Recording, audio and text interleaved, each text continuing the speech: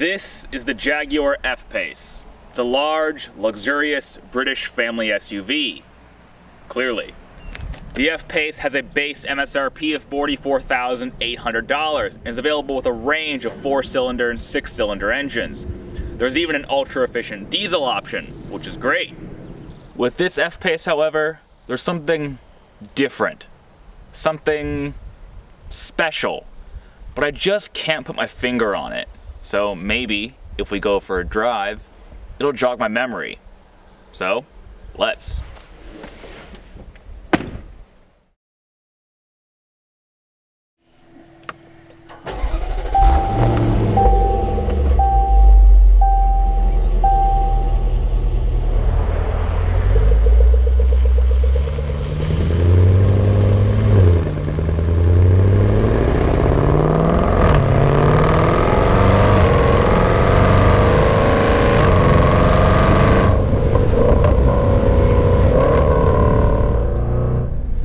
That's right, I've just remembered. This is no ordinary F-PACE. This is the F-PACE SVR. And if the name SVR sounds familiar, it damn well should. Because there's only one other Jag on the planet to wear the SVR badge, and that is the absolutely insane F-Type SVR with its big 5-liter supercharged V8 engine. Now, seeing as the F-Type SVR has a big 5-liter supercharged V8 engine, I'll give you 3 guesses as to what's under the hood of the F-PACE SVR. Yeah, this has a 5-liter supercharged V8 engine, and it sounds amazing. Of course, this is a family SUV, so they toned it down. In the F-Type SVR, you get 575 horsepower. Now, who needs that in a dad car? That's just too much. Fortunately, Jaguar, the voice of reason, tuned this thing down to just 550 horsepower instead. You know, just enough for the daily commute. Of course, being the top-of-the-line SVR, this also has all the sporty stuff. Has the sportier suspension, the sportier body kit, the big wheels, the big brakes. But it's the engine. The engine just dominates the experience. I mean, just listen to it.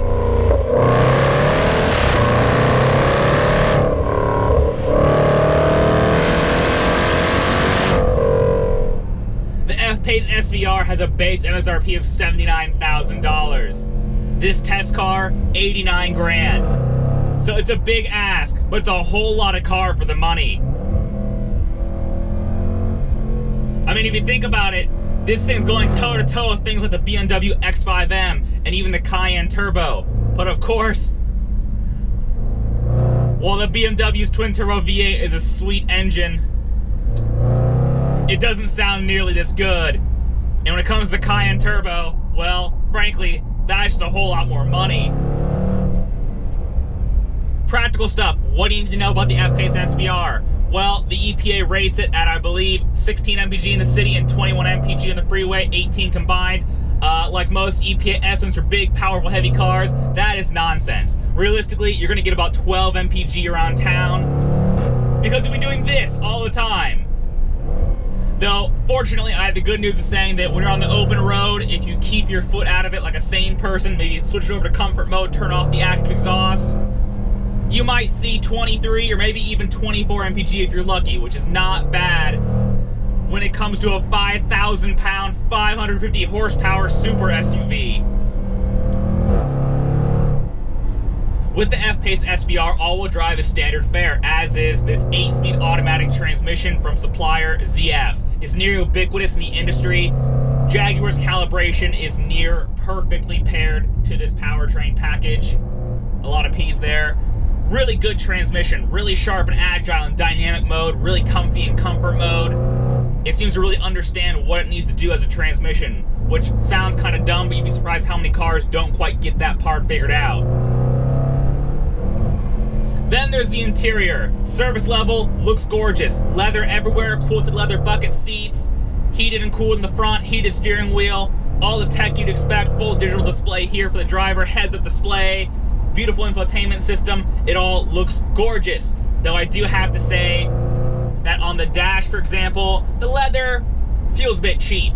Looks great, feels a bit cheap when you're actually touching it, though that's more than offset by all the other quality materials. I mean, this headliner, for example, looks great. It has anti-glare material on it, and it feels very premium, as do these seats, as I mentioned. Additionally, if you're sitting in the back, you have passengers back there, they're going to be stoked because there are tons of outlets back there to charge and plug in all your tech and devices. Oh yeah, it even has a cool panoramic roof. Then there's all the niceties for day-to-day driving.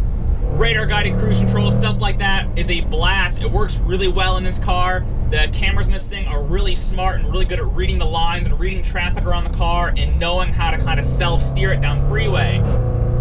Though, like every new car out there, it will beep at you if you let go of the wheel for too long. It wants you to pay attention. Autopilot, this is not.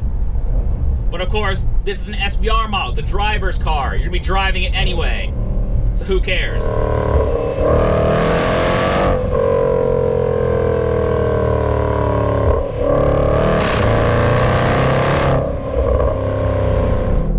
Now, I think for me, one of the biggest things that F-PACE here has to overcome is the rational side of my brain.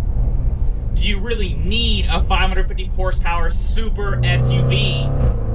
I mean, this engine in the F-Type, it's amazing, it's so visceral and exciting, and it's obviously visceral and exciting in this thing too, but at the end of the day, it's a 5,000 pound family SUV. Do you really need this on the day-to-day commute?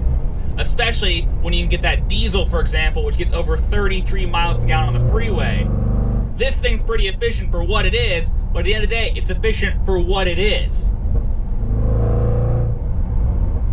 So I think you really need to ask yourself that is, if you have 80, 90 grand to spend on a nice luxury SUV, you might be better served looking at, for example, a Range Rover diesel, because that, to me, is the ultimate expression of a luxury SUV. You spend less time refueling it, more time driving it. It's very quiet, very luxurious. On the flip side, this thing's just totally crazy.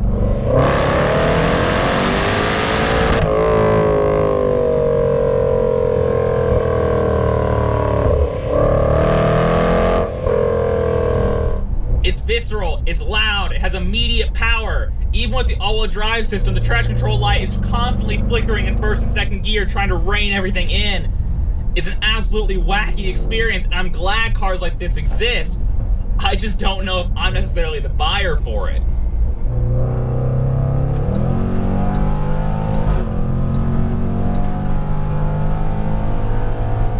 Holy shit. Wow.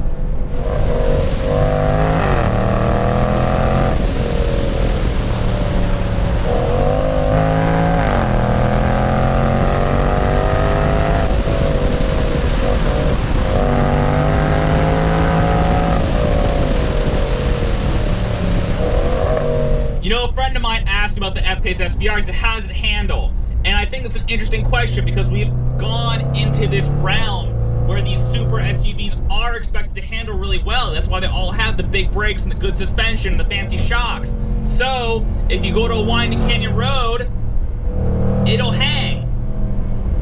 Does the SVR do that as well? Yeah, it handles pretty good, but at the end of the day, again, I think it's that philosophical thing. Are you really going to be chucking around a 5,000 pound car in your winding canyon roads? Or, if you have the money to buy this, are you going to buy this, maybe the less expensive diesel version, and then buy something like a Mazda Miata for the weekends? Now, every buyer is going to have slightly different needs and expectations from a vehicle. Whether or not this is the right SUV for you is ultimately up to you to decide.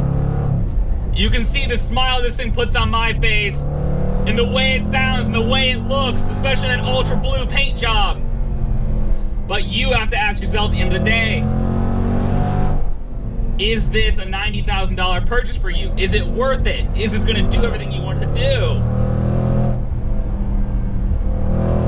Though I will say, I don't have kids, but if I did, that would be a great excuse to buy something like this.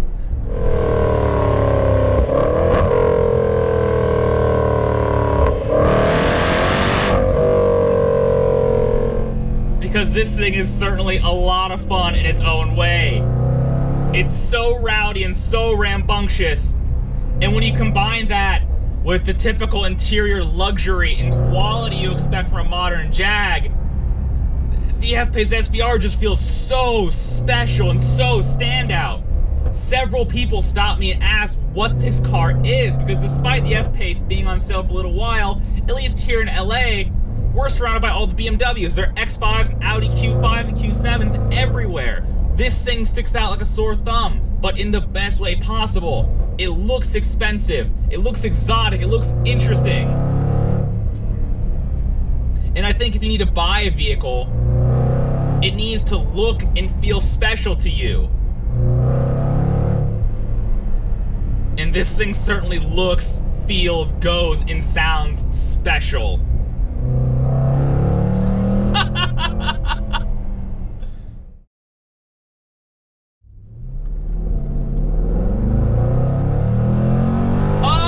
Oh my God!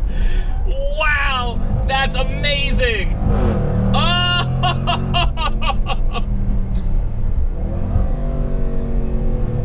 The smile doesn't lie. Few cars I've driven, irrespective of price, feel this special. Wow. Wow, wow, wow. Way to go, Jag.